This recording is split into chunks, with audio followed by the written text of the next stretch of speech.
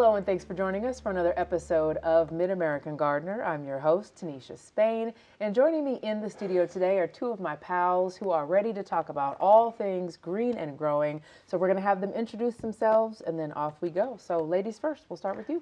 Hi, I'm Jennifer Nelson. You can find me on campus teaching undergrads about vegetable gardening in Hort 105, and some of my articles are online at groundedandgrowing.com. But I talk about all things plant related, and I'll give it a shot. Okay, wonderful. All right, Chuck. Hi, I'm Chuck Voigt. I was in the crop sciences department at the University of Illinois until about 10 years ago. And since then I've been retired and finding that time is gone.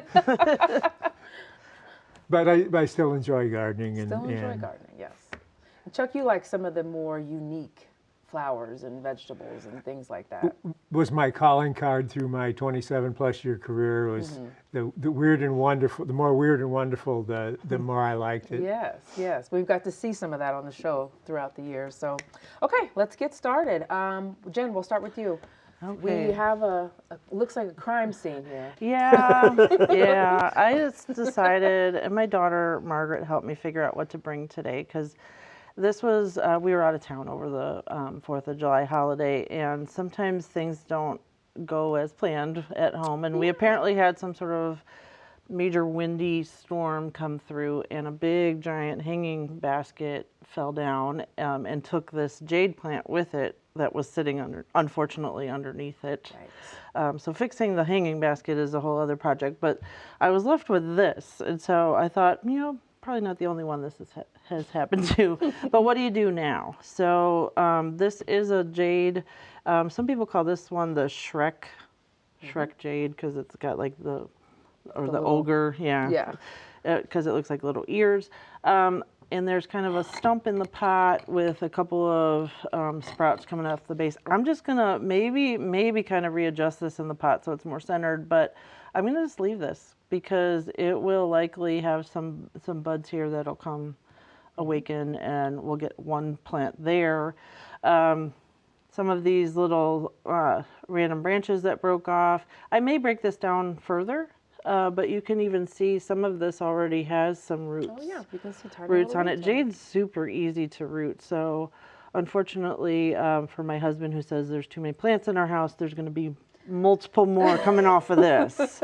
And one of the things with succulents, you want to make sure that it has calloused over or dried out. And this must have happened pretty early on when we were gone, because this is already dried pretty well. So again, I might break this up a little bit and let those ends callus over before just sticking them in soil. And this time of year, they'll root really quickly. You don't even really need rooting powder on it, but I might stick some on just for... Now that larger piece that you just had, yeah. Would you root that whole thing? Or would you break that one down? I'll probably break this one down, because like the older the stems are, the longer they take to root. Oh, okay. And it might be, you probably could get it to do something, but it's going to take a while. And maybe, and I don't like structurally, that looks kind of lame, but. Yes, we've talked about tree pruning a lot, yeah, and that is a poorly balanced tree if you're going for like the jade tree look, but maybe chop it off. It's just more opportunity to grow more plants. And I also had several leaves left behind, and this was a jade that was next to it that got grazed, and just it was a tragic crime scene, like you said. Jade can be propagated just from the leaves too, so same thing, like make sure it's dry, and these would just barely bury that end of the leaf in the soil, and you'll get a little plantlet at the base. Eventually the leaf will dry up. But so you'll get more. And I've had this jade tree for years and years and years, and there's many progeny from it. So about to get some more. Now I have had terrible luck trying to plant the. Are they leaves? Is that a leaf? Yeah, this is a leaf. Okay. I've had trouble when I do it upright. Should you lay it flat? Yeah, or I lay them bury kinda the flat. tip? I lay them flat, and Okay. these will fall off in the greenhouse. And like one of the staff members was just collecting them and laying them. Like he'll do just like a a little shallow tray and just kind of line them up and lay them on there with no rooting powder, no nothing, just water whenever you remember.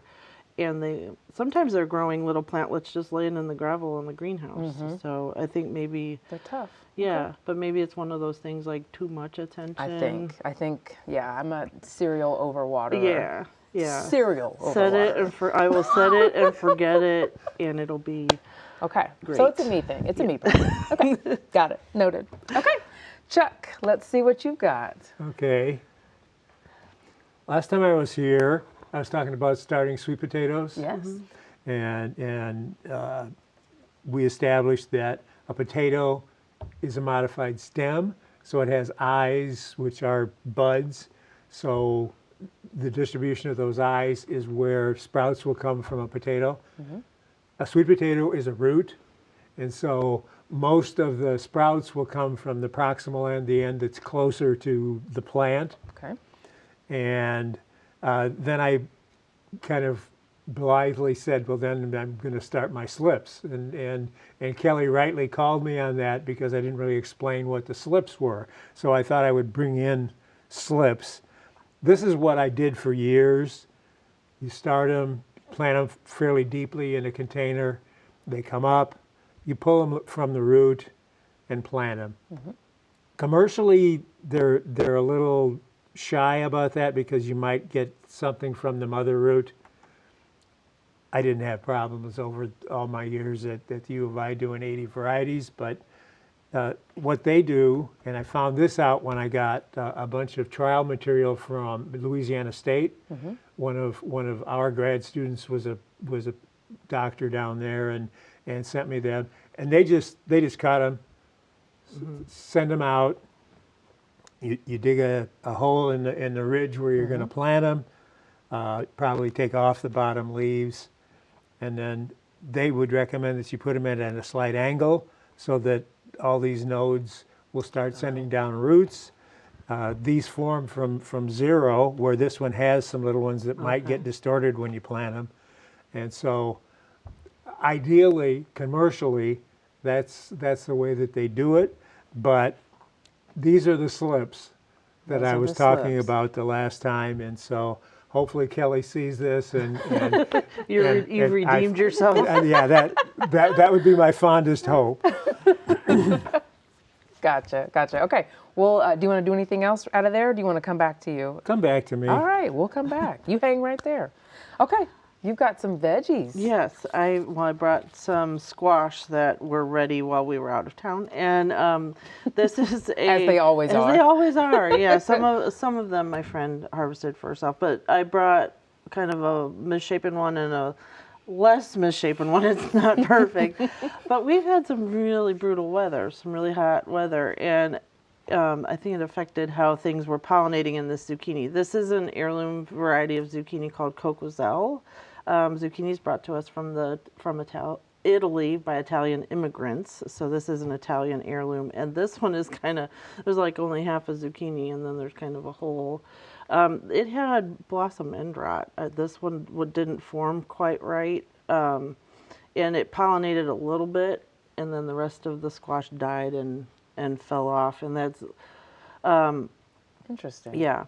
I'm gonna have to cut into it and see if it's See what's going on see in what's there. going on in there. But it feels like what's left of it looks to be a little bit past where I would normally pick it. It's got kind of a heavier rind, and you really want to pick zucchini a little earlier when it's got a rind that you could put your thumbnail through. You don't want it to be so thick, and it'll probably be good for like zucchini bread or something shredded Yes. up or stuffed or what have you. It's about And that time. it is, and we were looking it up before the show. On August 8th is the annual Sneak Some Zucchini Onto Your Neighbor's Porch Day, because once these get going, Oh, yeah.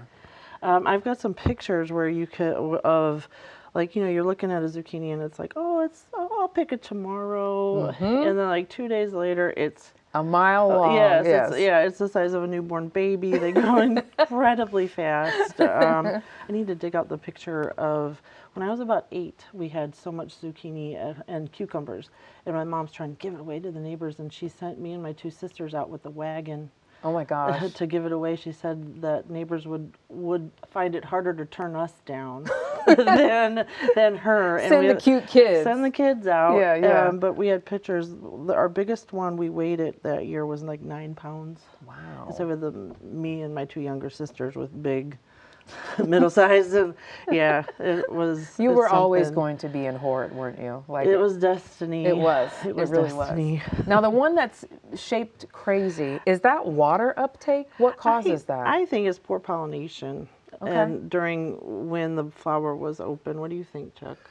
That comes to mind, yeah. I just when you stuff like that. I mean, it's been such weird hot. It has. If it's hot, dry, pollen's not going to live very long, and it's just not going to get where it needs to get before it dies. And Bees might get lethargic. yeah, the bees, maybe aren't coming around like they should. Oh. And blossom end rot is caused by a calcium deficiency, but yes and no, because it's also in dry weather, because calcium has to travel in water.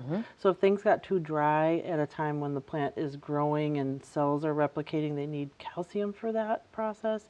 And if they don't have it, then that tissue dies. So that's, if you have a tomato that has like the brown bottom on it. Yeah. Some cultivars are really terrible no matter how much water you put on them. They have blossom end rot, but a lot of times you can trace it back to inconsistent moisture levels. So if it's cycling between being appropriately wet and then bone dry, you can have worse problems with that. Still okay to eat, right? Oh yeah, Won't so taste any different. cut the bad part off. I'm concerned with how open this end is, whether the inside is good or not. But we There might be somebody in there. Surprise visitor there might be somebody never saying know. hi inside. We shall see. But I think these will probably be better for like zucchini bread. Okay. All right. Thank you. All right, Chuck, we're back to you. Okay.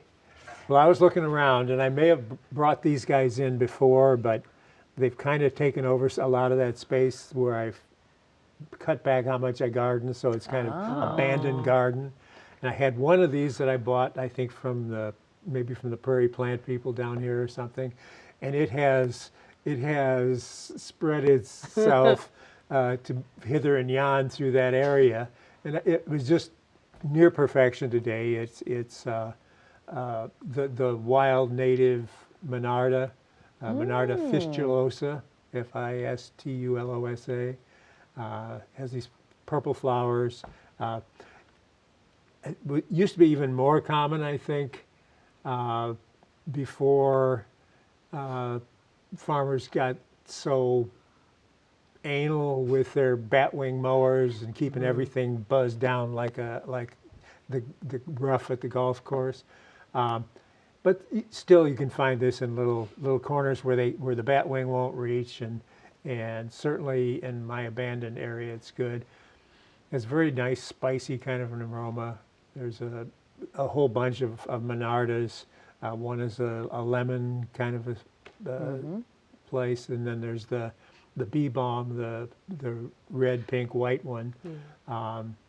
But this is the native one, and it was just looking so good. I thought I would bring it pretty. in. It is really pretty. It's very whimsical. The flowers are very Yeah. whimsical. I almost brought mine in that I've got the red flowered bee balm, and it looks like fireworks the way it Yeah. was. Yeah. Yeah, they, a it little is, more it is in the mint exaggerated. family, Yes. and apparently this spreads by seeds and by rhizomes or stolons. Bonus. Yeah, and then Ooh, pretty. last year I didn't do a really good job with my leeks, and they were kind of tiny, and so I just left them and they overwintered. And I was going to harvest them this spring before they made seed stalks. Didn't do that either. So now I've got this row of 7 of these nice, all the alliums that we grow and the spring bulb. It's easily as attractive as those are. That is really It pretty. is really pretty how it's purple on the. Yeah. Can you And- eat it? Can you eat it? Probably. Yeah. You want to take it home and try it? Saute it up. Just wondering. you would want to, snip them off as individuals. Uh-huh. and maybe, dot them around on a potato salad or Yeah, something. Where just you, for Sure. you need a little bit of flavor. a leekish flavor. But leek is a biennial, and so if it overwinters, which often it does, they'll come up and kind of reestablish themselves depending on how hard the winter was on them. And then you get to about June, and these flowers appear, and then some, but maybe not all, will then form like little bulblets down around the base of the old plant, because this plant is going to die as the flower matures and the seeds mature.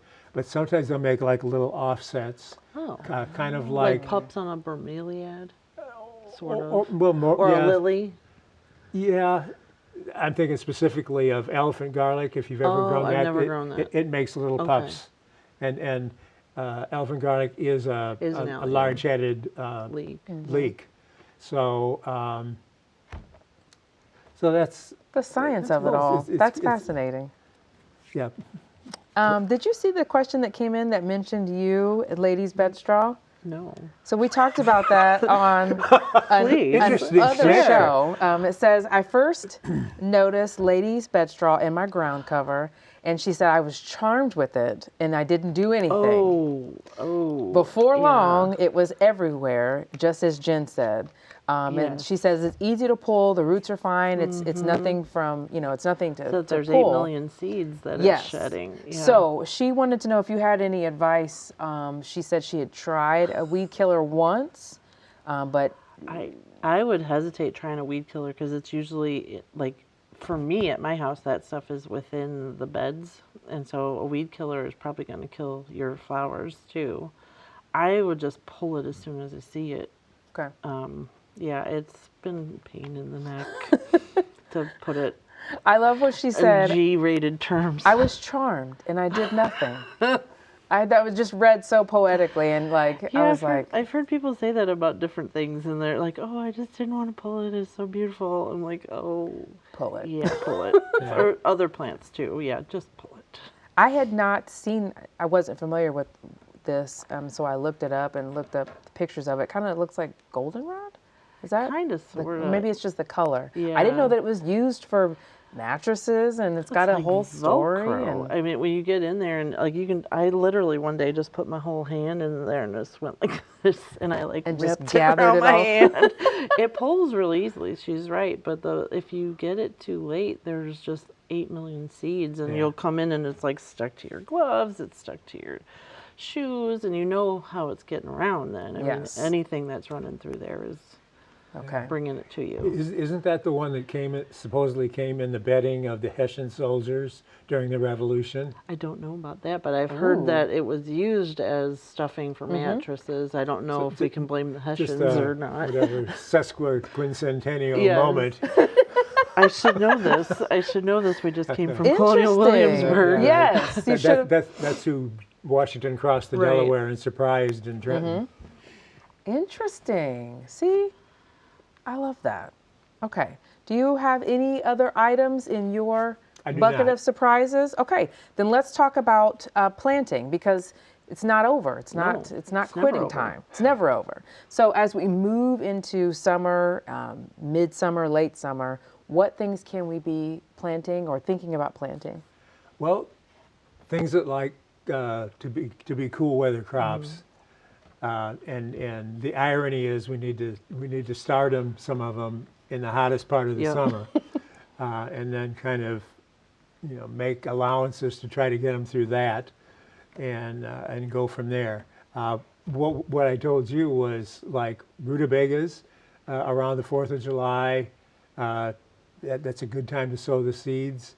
If you can sow them earlier, but then they get kind of strange and elongated, and if you want the big round ones, start them about the 4th of July. Thin them mercilessly, which is the weak point for me. And then keep them well watered, because for that first 6 weeks or so, it's going to be kind of trying conditions. But get them through that. They are closely related to cabbages and things, so the cabbage larvae are going to try to eat them. So you're going to have to keep Bacillus thuringiensis or something on them to keep that problem down a bit.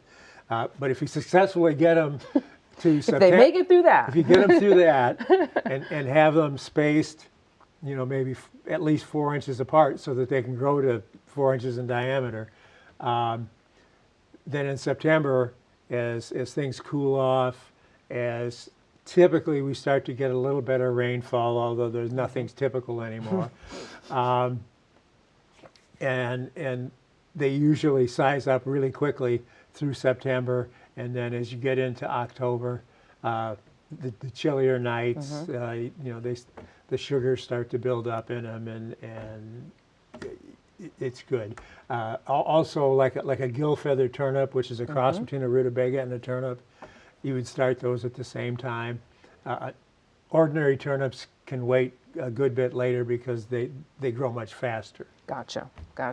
And then we can start thinking about peas, and not right now, but peas, kale, broccoli, all that good stuff too. Yeah, we used to plant broccoli back when I was in grad school. It'd always be the hottest day of the summer. It seemed like And we you were were out there planting planting the it. Yeah. Is there anything to starting your cool season in trays and then transplanting them out? Yeah, that's what we would do. That's what you would have to do.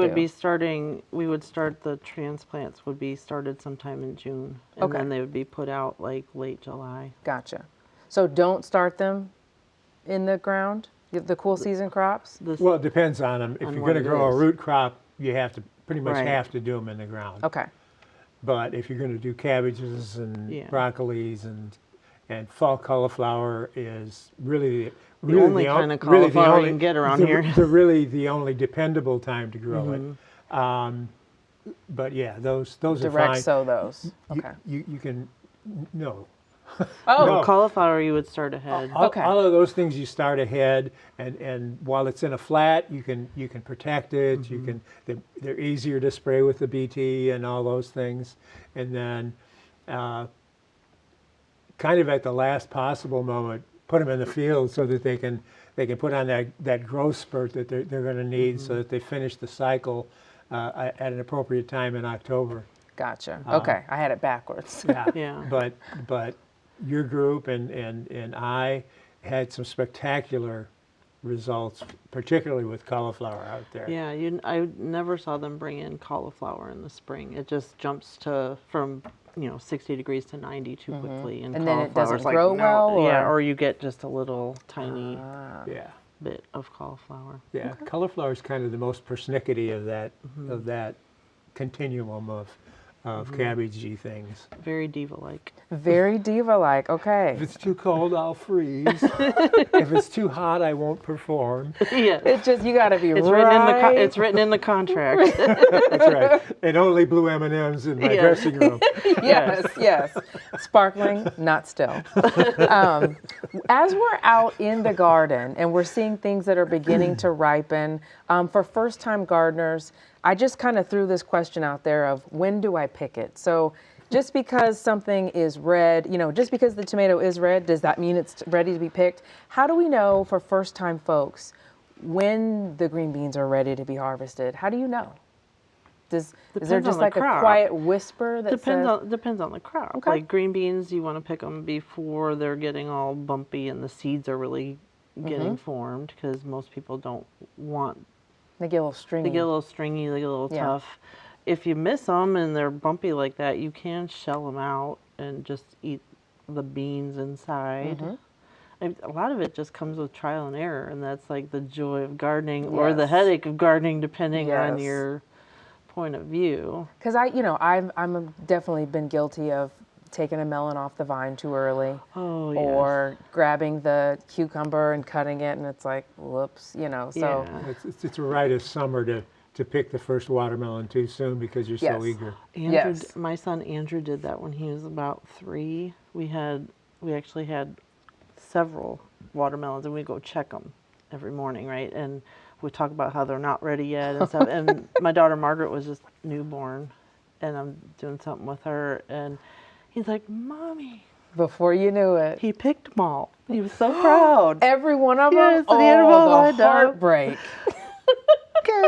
Oh, they're good, Mommy. They're good. The heartbreak. And when we cut them up and said, "No, they're not good." They're not good at all. And I had a student this past year, we grew cucumbers in the greenhouse, and cucumbers, if they're turning yellow, they're way, way past their peak. And somebody left their cucumbers. They were actually kind of going from yellow into almost white. And they're like, should I have picked this? Yes, a while ago. Is it still edible? Probably not. Can I try anyway? Sure. Go for it. Try it. Go for it. They said it was so bitter they couldn't even.